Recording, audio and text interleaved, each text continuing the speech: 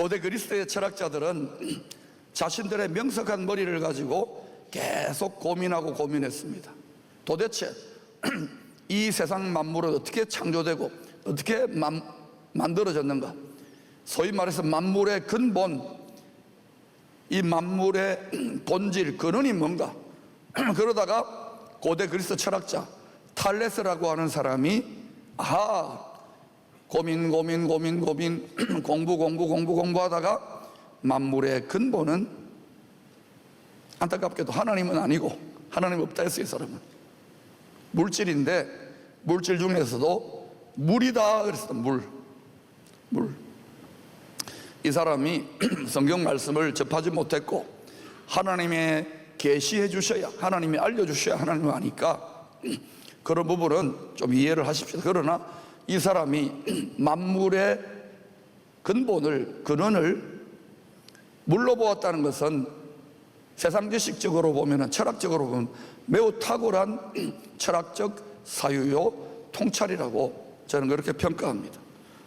성경은 무엇이라고 이야기합니까? 모든 만물을 창조하신 창조의 근원이요 만물의 근본 되시는 성삼위 하나님, 특별히 영이신 하나님, 성령 하나님을 가리켜서 물에 비유합니다. 물에. 생명의 물, 생명수, 생수의 강, 생명수, 이런 우리는 성령으로 자동적으로 알아듣잖아요. 하나의 비유를 들어서 우리 물질 세상을 살아가고 있는 인생들에게 하나님의 성령님을 계시하는 거예요. 창조의 영을 계시해 준 것입니다. 창세기 7장 11절 12절을 보면 노아의 때에 당시 사람들의 죄악이 가득했습니다. 그래서 소위 하나님의 1차 대환란, 1차 대환란이 있다면 2차 대환란이 있을까 없을까요? 없어요? 1차 대환란은 뭐냐? 전 세계를 썰어버리는 심판적 환란이 있었다는 거예요. 죄가 가득하면 그렇게 됩니다. 그때에 전 세계적인, 여러분 잘 아는 물심판, 노아의 때 홍수 심판이 임하게 되었습니다. 창조과학 하시는 분들이 이렇게 그런 데이터들이나 수많은 고고학적인 역사 유익들을 발굴해 보면 전 세계의 전설이나 신화나 또는 여러 가지 지리학적인, 지정학적인 단청들을 보면 고대 세계에 엄청난 홍수가 있었구나 하는 증거들이 다 팩트로 나와 있습니다. 창세기 7장 11, 12절 이렇게 나와 있습니다. 노아가 600세 되던 해 둘째 달, 곧 그 달 11의 날이라, 그날에 큰 기품의 샘들이 터지며 하늘의 창문들이 열려 40주야를 비가 땅에 쏟아졌더라. 여러분, 땅에 있는 큰 기품의 샘들, 지하수만 터져 나온 게 아니라 하늘의 창들이 열려버렸어요. 하늘에 창이 있는가 봐요. 그 창에 물이 가득했던 것 같아요. 이 하늘의 물이, 물폭탄이, 물폭포가 온 땅에 퍼부어지니까 사람들이 살아남을 재간이 없지요. 창세기 1장 7절을 보면은 하나님이 유일하게 보시기에 좋았더라 하지 않았던 날이 둘째 날입니다. 창조에. 그날 하나님이 하늘의 궁창에 물을 두시고 땅에 물을 두시고 하늘과 땅을 갈라요. 하늘에 물이 있어요. 궁창, 하늘의 궁창. 이 하늘은 하나님이 계시는 셋째 하늘이 아니라 신학적으로는 많은 신학자들이 둘째 하늘, 궁창이라는 거예요. 공중하늘이에요. 이 하늘에 물이 가득했다는 거예요.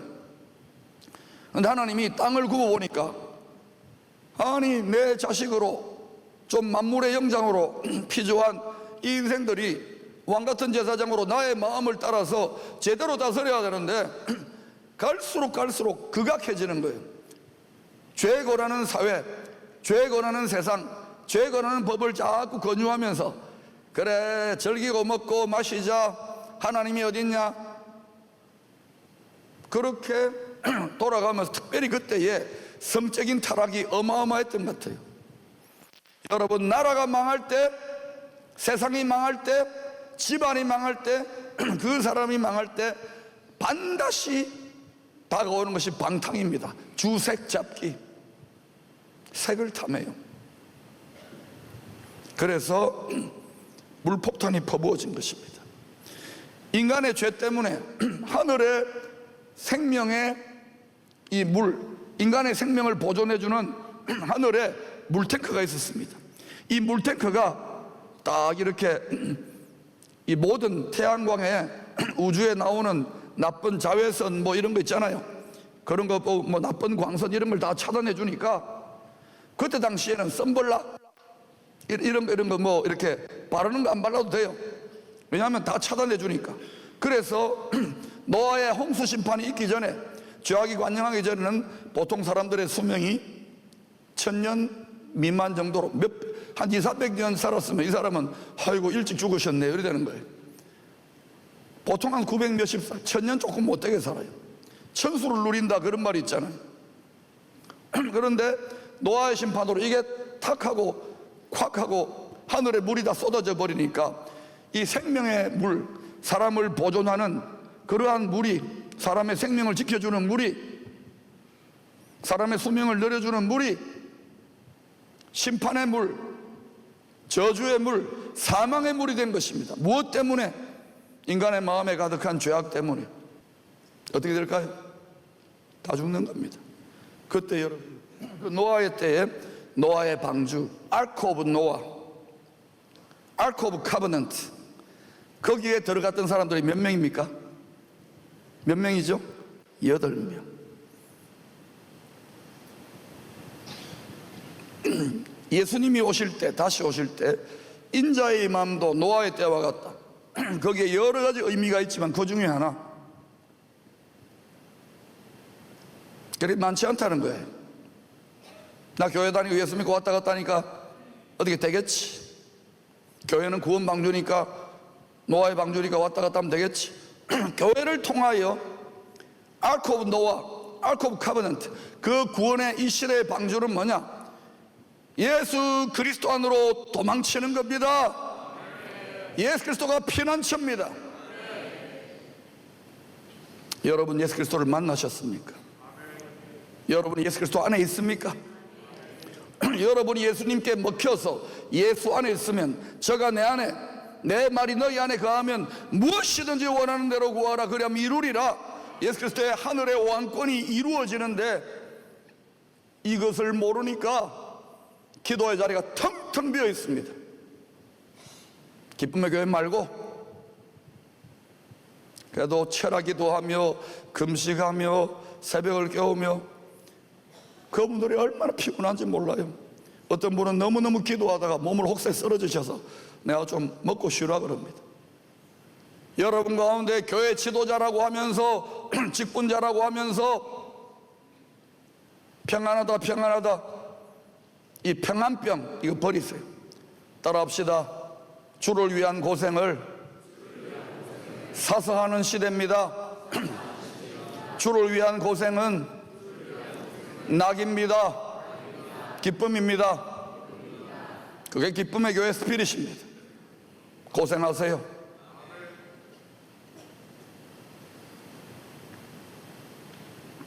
노아의 때에 땅에 가득한 죄에 대한 물심판이 있었다면 주님께서 심판과 구원해 주러 초림의 예수 그리스도는 아기 예수로 비밀리에 대제사장으로 오셨다면, 다시 오시는 주님은 만왕의 왕으로 오십니다. 심판을 집행하시고 메시아의 왕국을 신실한 주의 백성들과 성취하기 위해 오십니다. 왕으로 오십니다. 모든 사람들이 그를 대적한 자들도 다 알게 오십니다. 다시 오실 때 하늘로부터 생명의 불, 성령의 불, 부흥의 불, 구원의 불이 죄로 가득한 사람, 죄로 가득한 세상 체제에는 심판의 불, 소멸하는 불로, 불의 강, 불바다, 불폭탄으로 임하게 될 것이라는 것입니다. 여러분, 전 세계에 가득 쌓여지고 있는 핵무기들을 보세요. 지구를 수백 번을 쪼개고도 남을 만한 어마어마한 불이 이 땅에 있습니다. 그 불이 왜 쌓여가고 있을까요? 그런 전쟁이 일어나지 말라고 아무리 기도한다 한들 성경이 뭐라고 되어 있습니까? 전쟁 때문에 망하는 게 아닙니다. 죄 때문에 망하는 것이고, 죄 때문에 심판이 있는 겁니다. 죄를 두려워해야 됩니다.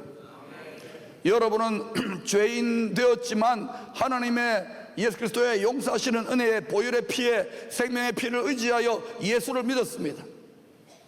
예수를 믿었다는 것은 예수와 함께 죽고 이제는 예수와 함께 살겠다는 것입니다. 그런데도 여전히 포르노를 보고 여전히 음란하며 여전히 물질 생활이나 여전히 세상 사람들과 이렇게 저렇게 아무런 차별 없이 산다면 1,000만 아니 5천만 성도로 할지라도 소용없어요. 제대로 성경 말씀을 읽으시기를 바랍니다. 베드로후서 3장 10절 13절에서 사도 베드로는 분명히 여러 성경에서 나와 있는 주님 오실 때 일어날 종말적인 불심판, 불바다, 불폭탄에 대하여 대비하는 깨어있는 믿음 생활하라고 간곡히 권면하고 있습니다. 여러분이 함께 한 목소리로 읽어보십시다. 시작. 그러나 주의 날이 도둑같이 오리니 그날에는 하늘이 큰 소리로 떠나가고 물질이 뜨거운 불에 풀어지고 땅과 그 중에 있는 모든 일이 드러나리로다. 이 모든 것이 이렇게 풀어지리니 너희가 어떠한 사람이 되어야 마땅하냐? 거룩한 행실과 경건함으로 하나님의 날이 임하기를 바라보고 간절히 서 그날에는 하늘의 불이 풀어지고 물질이 뜨거운 불에 녹아지려니와 우리는 그의 약속대로 의가 있는 곳인 새 하늘과 새 땅을 바라보도다. 이 말씀이 기록되어진 시대가 2000년 전입니다. 아이고 목사님, 2000년 동안 아무 일도 없었는데 이 사도 베드로가 잘못 계시를 받은 거 아닙니까? 성령 엉터리 아닙니까? 여러분, 1000년이 하루 같다 그랬습니다. 이틀밖에 안 지났습니다. 영원한 하나님의 시간대로 이틀밖에 안 지났어요. 이 일이 일어날까 안 일어날까요? 성경의 모든 예언들이 다 이루어졌습니다. 깨어서 정신 차리고 그날이 도둑같이 오지 않고 단디 대비할 수 있기를 축원합니다. 감사함으로 깨어있게 되기를 축원합니다. 그러면 여러분, 주의 말씀을, 이 성경 이제는 기록된 말씀입니다. 이 말씀이 이 죄악 세상에서 적용될 수 있다는 걸 믿으시기를 바랍니다. 손가락질 당하고 너 미쳤나 그러더라도 믿으시기를 바랍니다. 그러나 각자의 믿음의 분량대로 하십시오. 그 믿음의 순종의 결과로 이삭은 아마 여기 성경에 나와 있지 않은 농사를 지었어. 농사를 지금 땅을 파야 될 거 아닙니까? 씨앗을 뿌리는데 여러분 생각해봐요. 땅바닥이 쫙쫙 논바닥이 다 갈라졌는데, 밭이 다 갈라졌는데 거기다가 씨를 뿌린다, 호미질을 한다, 곡괭이질을 한다. 이 정신 나갔습니다. 아마 그 가라앉은 땅에 농사 짓는 농부들이나 사람들이 너 미쳤냐, 이 땡볕에 하지 마라, 소용없다, 미친 짓이다. 근데 이삭은 계속 합니다. 자기와의 싸움이고 하나님의 말씀을 믿습니다. 그렇게 하다 보니까 조금 물기가 좀 있어. 그리고 어디 땅을 파면 물이 나온다는 소리를 들었겠죠. 그래서 그 믿음의 순종의 결과로 창세기 26장에 보면은 합쳐서 창세기 26장 14절 이하에 7개의 우물이 파여집니다. 몇 개? 7개. 7개의 우물이 파여지는데 그 7개의 우물 이야기를 좀 해드릴게요.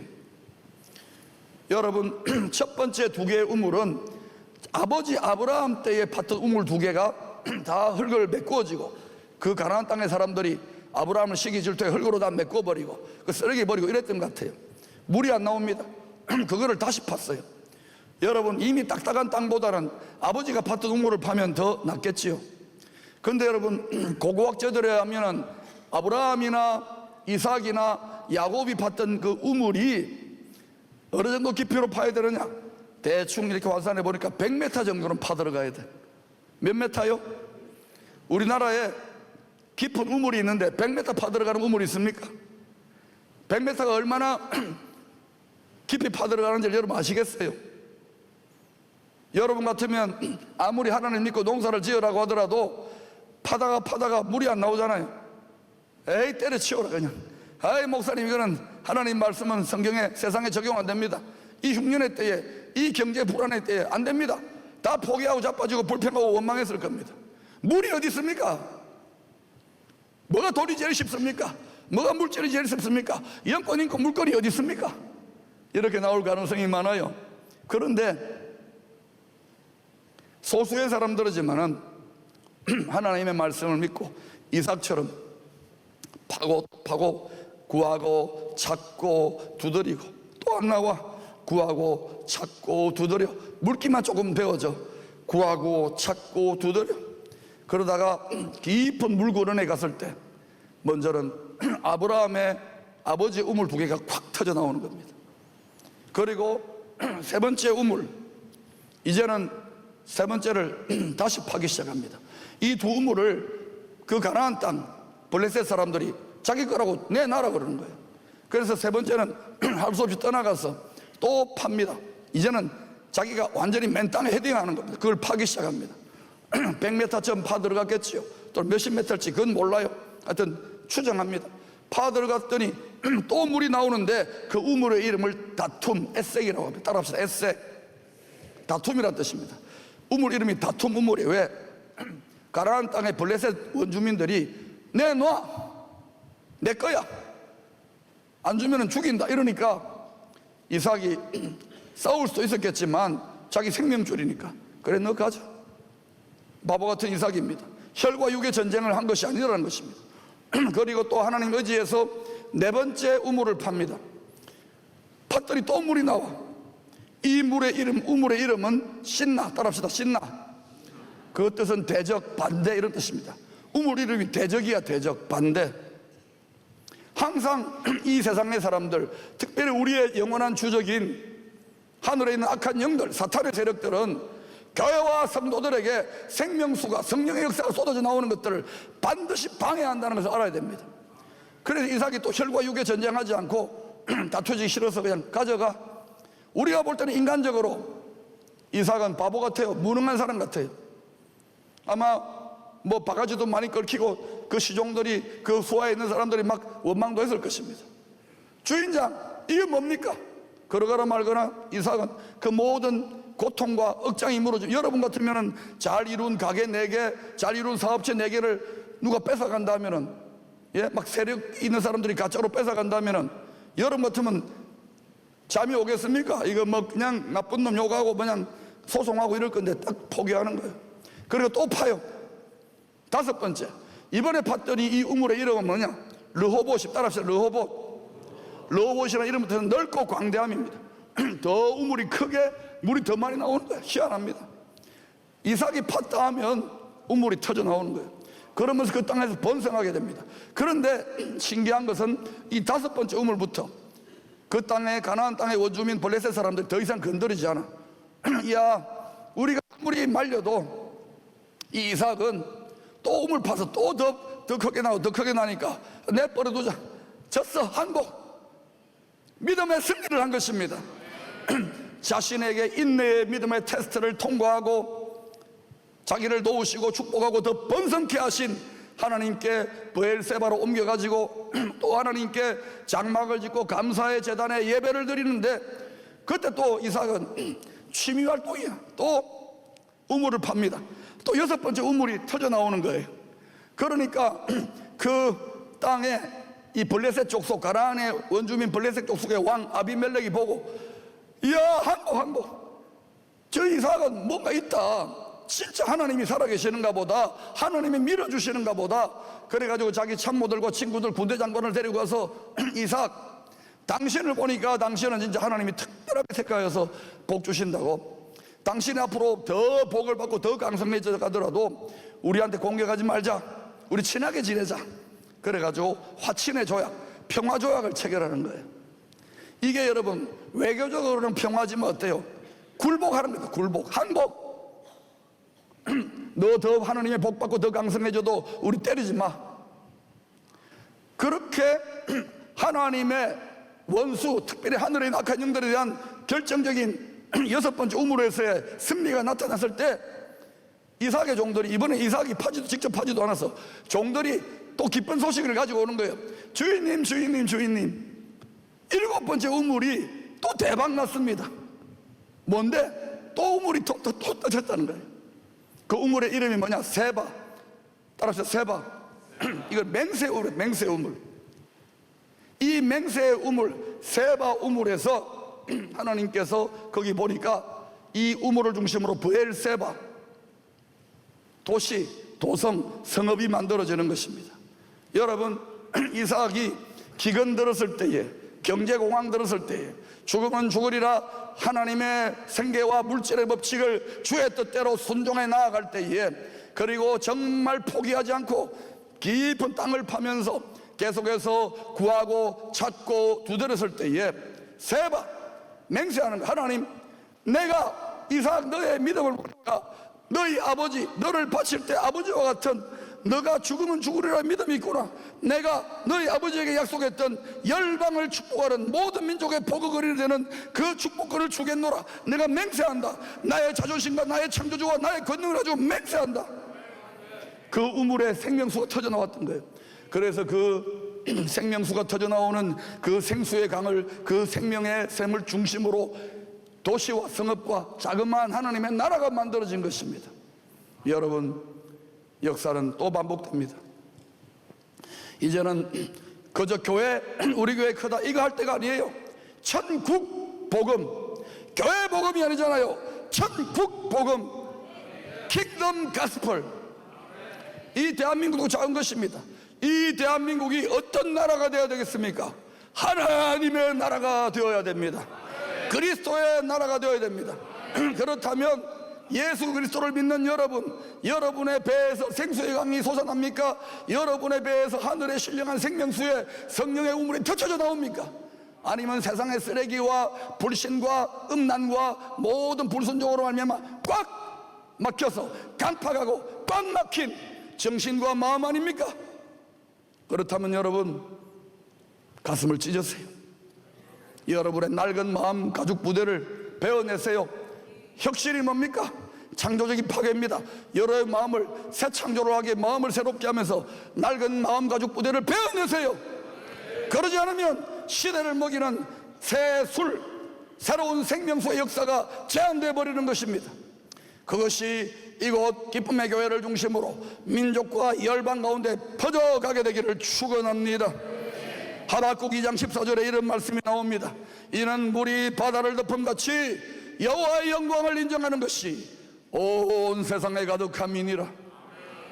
이곳에서 이과수 폭포수 이상으로 로봇의 역사가 일어나고 마침내 일곱 번째 우물인 세바의 역사로 말미암아 하나님이 맹세하고 너희들을 중심으로 새로운 가정, 새롭게 축복하는 교회, 새롭게 먹이는 하나님의 도성 같은 이 도시, 그리고 이 민족과 열방을 축복하는 세바의, 브엘세바의 축복까지 저와 여러분 모두가 나아갈 수 있기를 축원합니다.